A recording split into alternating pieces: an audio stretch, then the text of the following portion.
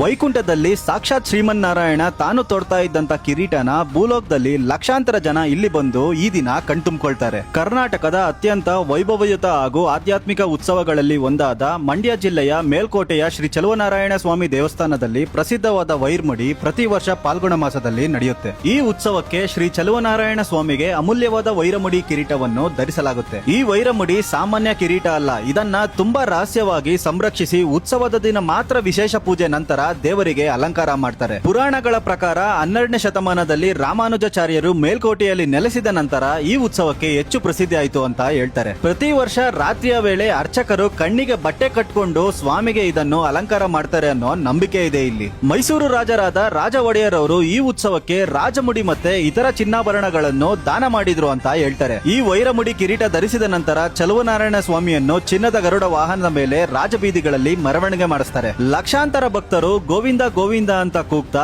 ಈ ವೈಭವನ ಕಣ್ತುಂಬಿಕೊಳ್ತಾರೆ. ಈ ಉತ್ಸವ ಕೇವಲ ಧಾರ್ಮಿಕ ಆಚರಣೆ ಅಲ್ಲ, ಕರ್ನಾಟಕದ ಶ್ರೀಮಂತ ಸಾಂಸ್ಕೃತಿಕ ಪರಂಪರೆಯ ಸಂಕೇತ.